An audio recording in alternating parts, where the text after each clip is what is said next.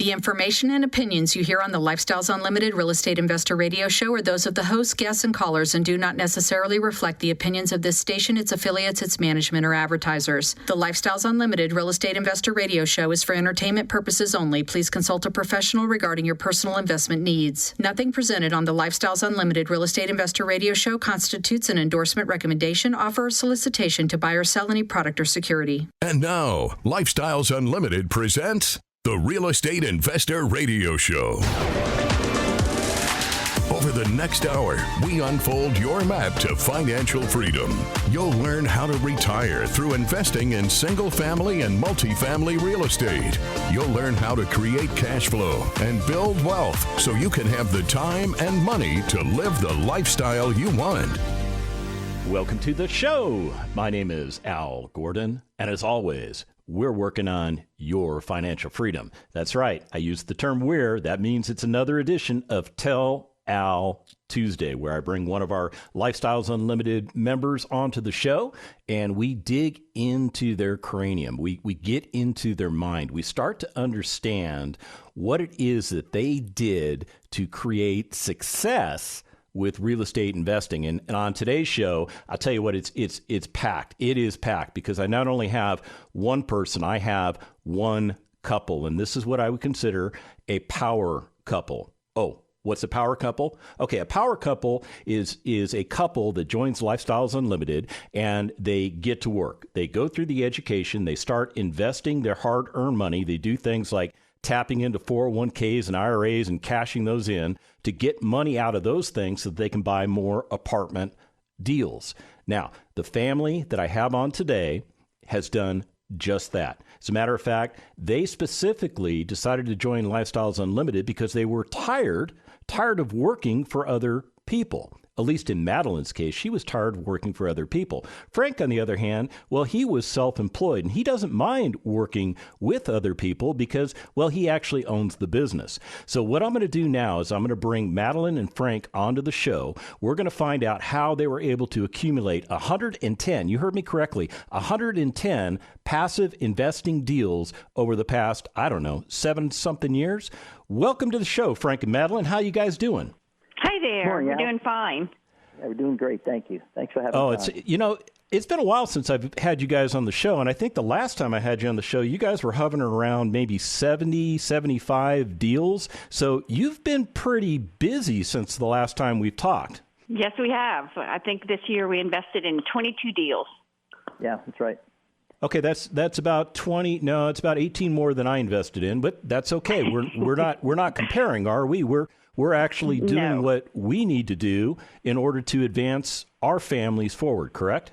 Correct. That's right. Yes, That's what we're it's trying to do. exciting. So let's start at the beginning. I took you guys right to the end. Let's start in the beginning. Let's take you back to 2015 when Frank was listening to Del Walmsley on the radio, and he decided to, check this Lifestyles Unlimited thing out. Frank, what was going through your mind back then? I mean, were you thinking that this was, the white albatross, or was this actually something that might change the trajectory of your life? No, I was looking for something that was going to help change where I was going with my investments in my annuities and in the stock market. And also in my business, I was 65 years old, and I was thinking it's time to wind this thing down. I was working, probably 10 hours a day, making it happen, and we did really well. And not disappointed in what was taking place, but it was getting to a point where it wasn't going to take me where I really needed to be, which to live the lifestyle that I had and continue until I wasn't around anymore. But I wanted to leave something for the kids.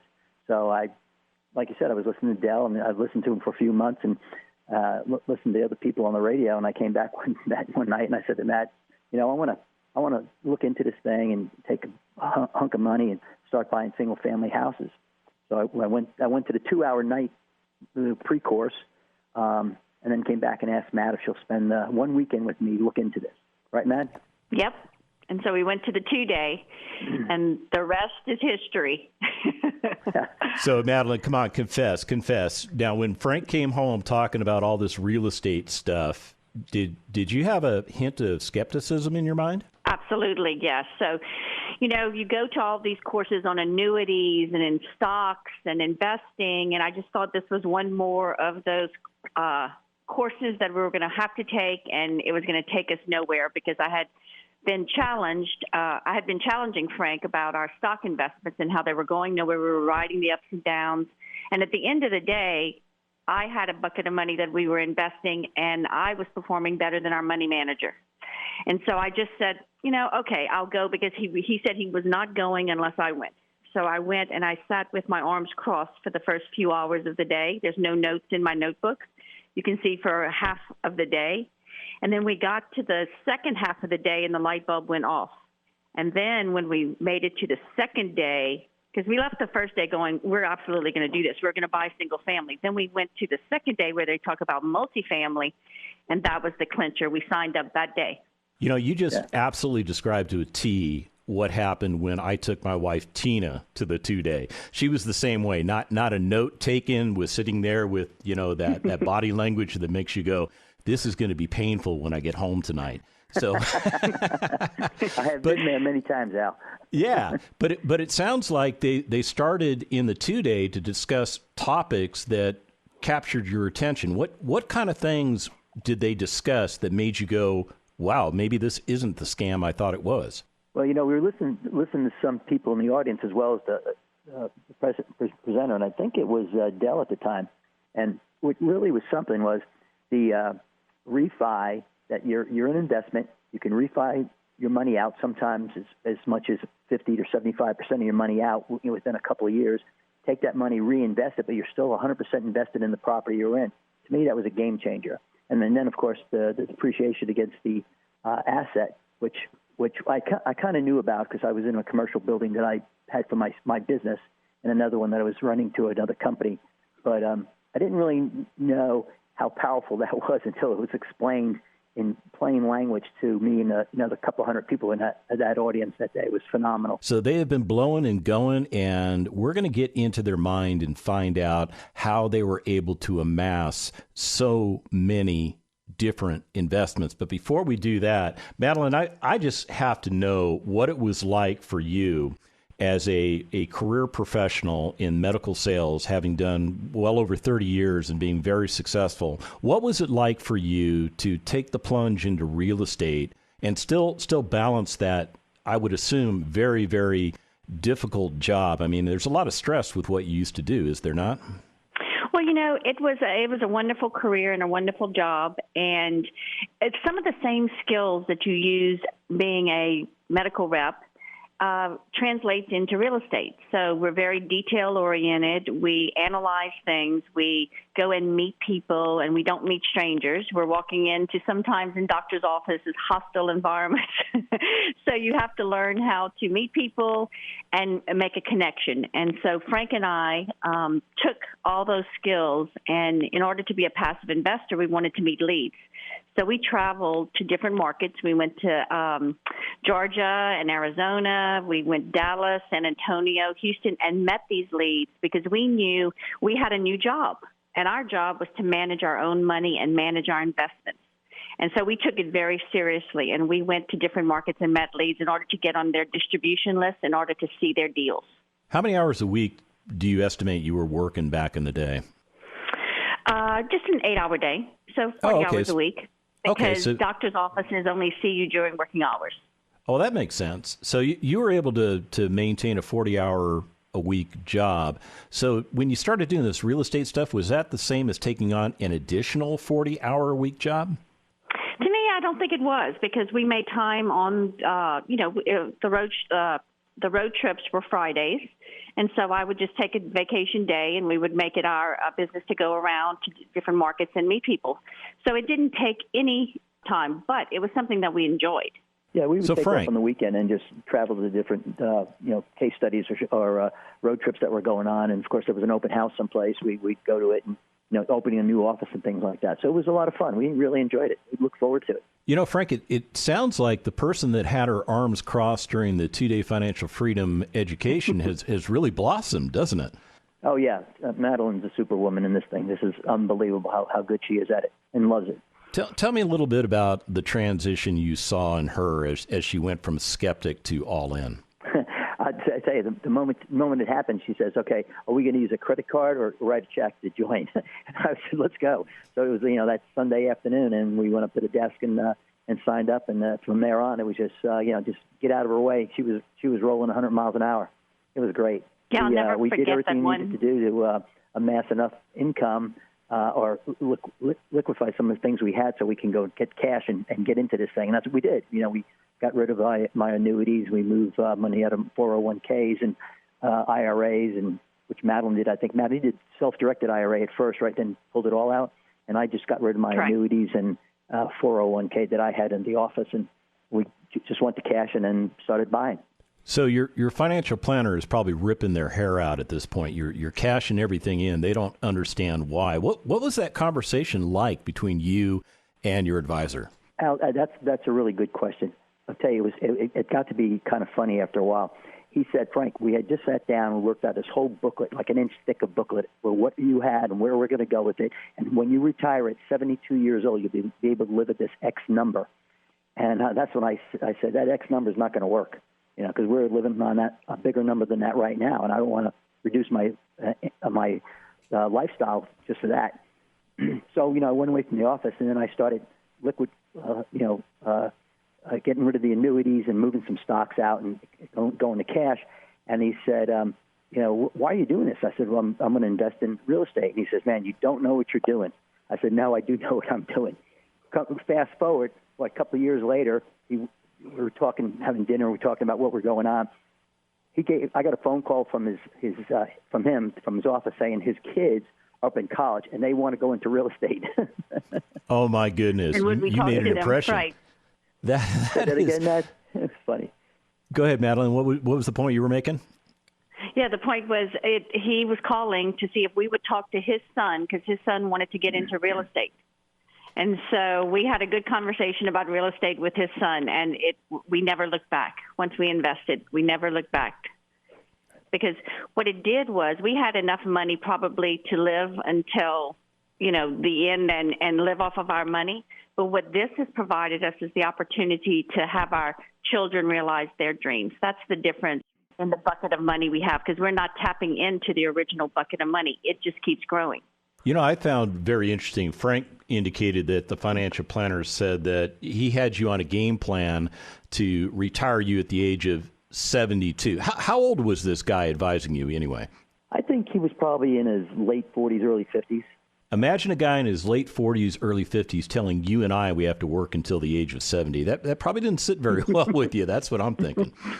Yeah, I mean, it was nuts. Like I said, at 65, we pulled the trigger on this thing and never looked back. Where we were when I was 65, it was comfortable. No question about it. It would have been comfortable, I think, if everything had gone well. Of course, but the stock market has its own mind. It will swing up and down, and values go away in a heartbeat. Dell has talked about that on the radio before. And what I was looking at was today, let's say 6-7 years later, our income is twice what it was then, and our net worth is 3 times what it was then, in 7 years. So what I had done in 35-plus years, I was able to do more than that in the next 7 years with lifestyles. I think that's an amazing turnaround story, Frank. Now, Madeline, I have to ask the big question that I know is sitting on everybody's mind. Are you ready for it? Yes, I'm ready. Okay, so you spent 35 years total in medical sales. When you made the decision to step away, did you shed a tear?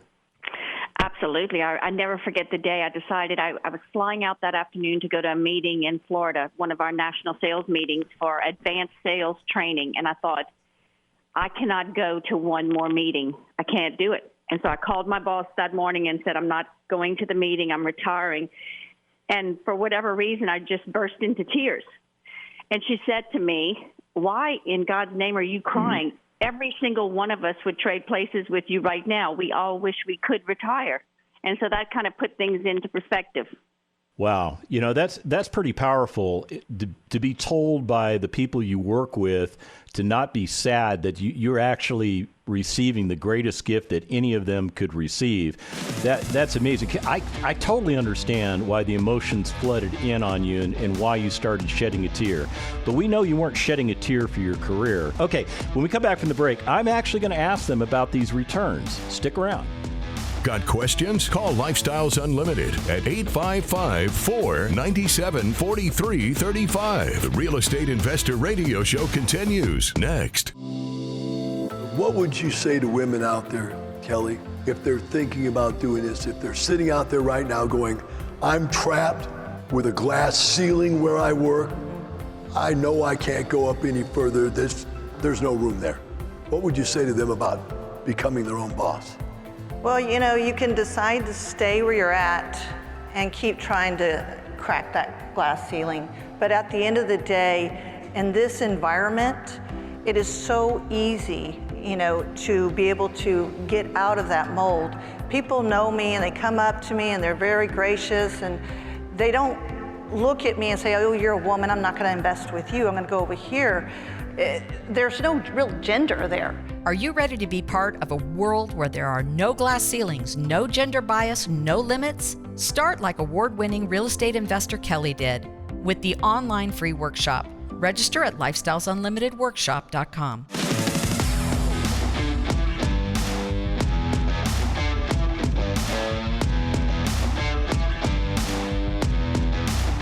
Listening to Lifestyles Unlimited Real Estate Investor Radio Show will change your life. Now, here's your host. Welcome back to the second half of the Lifestyles Unlimited Real Estate Investor Radio Show. My name is Al Gordon, and I am proudly here with Frank and Madeline. They are Lifestyles Unlimited members. They've been members since 2015. And by joining Lifestyles Unlimited, they completely changed the trajectory of their retirement plan. As a matter of fact, Frank was telling me that at the age of 65, that's when they joined. And by joining and doing things contrarian to what everyone else was doing, they were able to achieve retirement in 3 years. Madeline was telling the story where she actually got a little misty-eyed because she had to tell her boss, that's it. I'm going to step away. And the reason she stepped away from the job was because she didn't need to have the job anymore. The reason she was misty-eyed was she was part of that 10% of you out there that actually had a great job working with great people. She had a great working experience. Okay, maybe more than 10% of you, but you get my point, right? So she was torn, but at the end of the day, it made perfect sense for her to step away and stop working and to start regaining control over her life again. Now, I've been teasing you this entire show to tell you that they've been very successful with real estate investing. As a matter of fact, one of the first things that they did when they became members was they bought a 123-unit apartment community in the greater Houston area. Now, they bought it as what we call independent rental owners. In other words, they owned it all by themselves. They didn't allow other Lifestyles Unlimited members like me to invest in it because that's not how they structured the transaction. And here's the takeaway. In 30 months, they were able to achieve a 143% return. You know, if you annualize that over a 30-month period, that works out to be like 57% per year. But your financial planner told you guys that 7 to 8% was good to go. Yet you didn't settle for 7 to 8%, did you? No, we did not. No, we did not. And the beauty of it was we had a third-party management company working it, and so I was able to work full-time, and so was Frank. And we actually owned our property, and all we did was manage the management company. In essence, we were the asset managers, and kind of gave the guiding principles of the direction to take it and what to do, and they implemented it. And we enjoyed every minute of it, right, Frank? Yeah, it was really exciting. It was a good time, and Madeline really stepped up on that and did a good job. Keeping them between the lines of our manage it to a budget type situation, which Madeline did a great job doing. I have to give her a lot of credit for that. And also, she also submitted the application for an award, which we won. Madeline, want to tell them about that? Sure. We won the National Apartment Association Property of the Year for a property over 20 years old, and we were very excited about that. That's pretty amazing, because you said National Apartment Association. That means you're competing with everybody across the entire United States. That's not just a Houston Apartment Association competition, not a state of Texas competition. That's number one in the country. That's a pretty remarkable result. How did you pull that off? How did you get there? Well, what we did was we improved the profitability of the apartment complex. We improved the lives of the residents who live there, and we implemented some conservation techniques that improved and kind of what they call the green way. So we improved some units of the property, and then we applied for it, and the review board looked. At last I noted, I think there were 40,000 apartment complexes around the country, and we were selected as Property of the Year. Wow. Yeah, one out of 40,000. We also got involved in some of the community things that were going on. So they were looking at us, what we were giving back to community, as well as the residents, as well as how we were running the property. It was a pretty extensive selection process that goes place. So we were very excited to be selected, and the win was amazing. Money. We're going to talk about where all the money came from for them to do all of this investing. Now, they're going to tell you some things that might make the hair on the back of your neck stand straight up. And I know Frank has already let the cat out of the bag, because earlier in the show he mentioned that he was cashing in things like annuities. So if you own an annuity, you're thinking, that's crazy, man, because the game plan on the annuity is bada boom, bada bing. So you got to keep doing what the annuity says you need to do. Frank, what do you say about the annuity? Should you keep it or should you sell it? You know, on my annuities, you had to sell them. They weren't making us any money. And when I finally turned the clock on that annuity, it was going to return to me, I think, 5 or 6%. But it's all taxed. That was the other question. And if I was to die and leave that annuity to kids, which I was planning on, they were going to have to pay the tax on it. So it just didn't make any sense. And at the 2-day, we talked a little bit about how much money you have, and what that money is returning to you. So what's that return on your investment? And really, the number was minuscule compared to all the money we had stashed away in like 401ks, IRAs, annuities, and the money that was coming out of those was nothing. We weren't getting anything out of them for that whole time frame. Unlike real estate, which we could talk about now, if you make that investment, you're getting money back on a quarterly basis, and when it refis, you get it maybe every 2 or 3 years, which is a big number. But the real estate outperforms annuities tenfold. Our investments double every 4.3 years. The stock market never returned that kind of performance. Wait a minute, 4.3 years, your investments double every 4.3 years? Did I hear that correctly? Correct. That is the average, correct. There are some that have taken 5, and there are some that have doubled in 2. What did those annuities do? How long did it take those things to double, Frank? Do you remember? I don't think they ever doubled, ever. And no. For years. I don't think they ever doubled. But they gave you that guarantee, that carrot out in front of you, is that, hey, no matter what happens with the annuities, it goes, the stock market goes up, goes down, we're going to make sure you get 6%. And then there's really no money left over because of all the fees coming out of it. You may get your 6%, but there's nothing left over when you die, because the fees are coming out on a regular basis. If the stock market goes up or down, they're taking their fees out, and they're guaranteeing you this, 5 or 6%.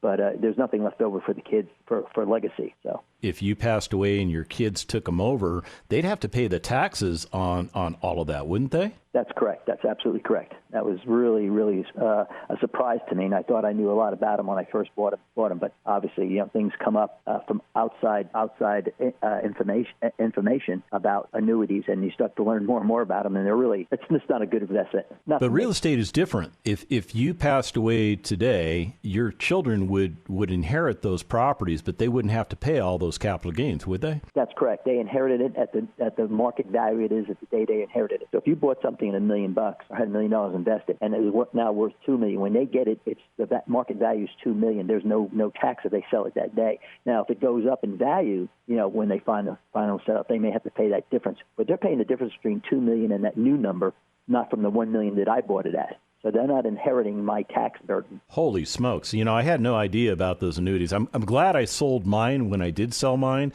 because I did the same thing you did. I cashed mine in and I bought real estate with it, so I'm not too worried about it. But man, that would be a significant hit to the transition plan if I were to still be in all those non-real estate assets. Yeah, right. And I kind of looked at the house the same way. In that 2 day, we have all this money in the house, like you put into an annuity.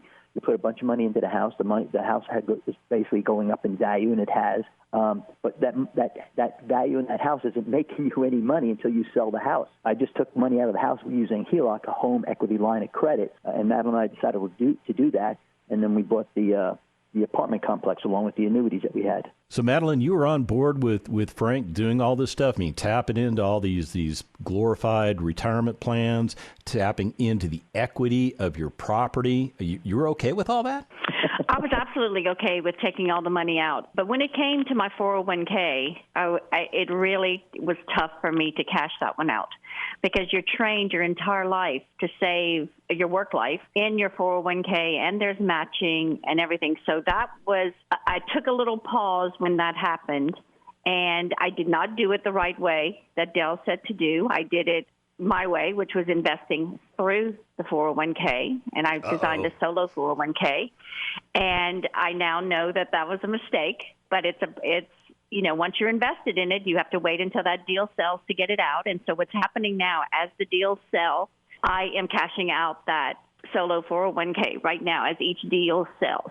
So it was the right thing to do, and I did not do it the right way in my 401k because I was trained mentally to keep money there, but it's coming out as fast as it can go right now. I think that's beautiful. And I don't mean the fact that you did it wrong, but I think it's very important to have somebody who would advise me, who's actually made mistakes and has recovered from those mistakes, because you're uniquely positioned to advise me on, if you do it the way I did it, this is what's going to happen. You should do it the way Dell advised you to do it, and I'm proof positive that way works. I mean, is that fair? Absolutely. I have that conversation at least once or twice a week, because it's very difficult for people to pull their money out of their retirement plans, IRAs, 401ks. And so I tell them my example, and I tell them the reasons why and the reasons they should just bite the bullet and pull it out now and invest it and get going. And so, of course, Lifestyles has been around for a very long time, and Lifestyles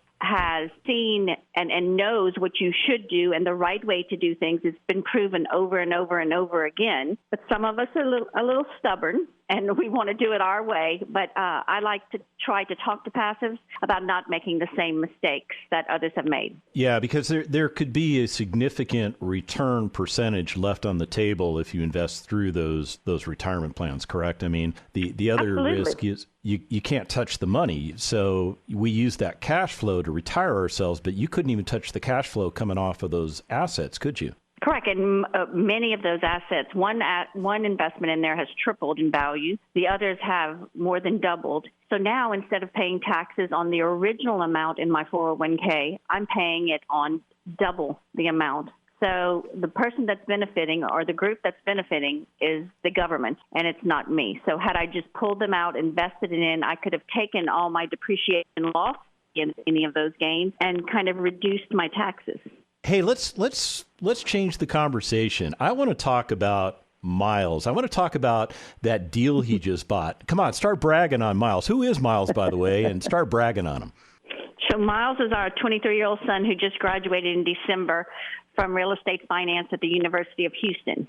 He graduated in December. He bought his first deal. He closed in April, and it's a 26 unit, and he's loving every minute of it. He has 25 investors in his deal that invested with him, and he's generating a really good return for them. He had planned on a 7% return, and he's able to give an 8.5% return to them right now after a very short time of ownership.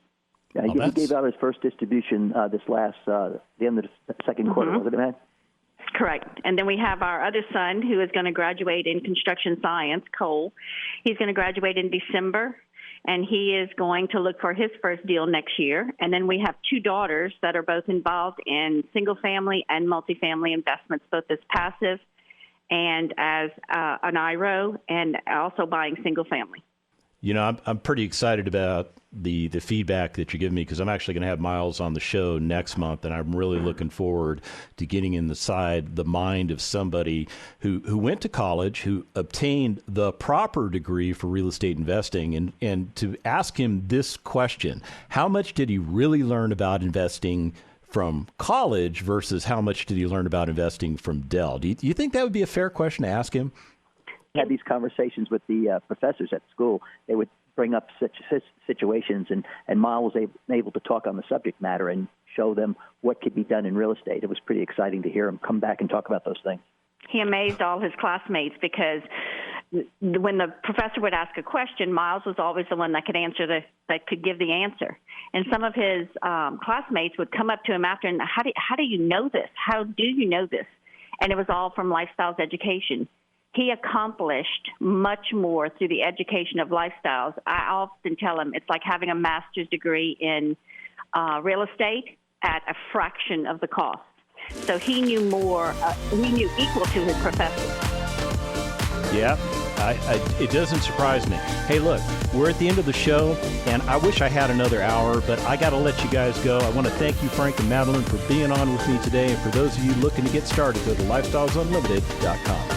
The information and opinions you hear on the Lifestyles Unlimited Real Estate Investor Radio Show are those of the hosts, guests, and callers. The Lifestyles Unlimited Real Estate Investor Radio Show is for entertainment purposes only. Please consult a professional regarding your personal investment needs. Nothing presented constitutes an endorsement, recommendation, offer, or solicitation to buy or sell any product or security.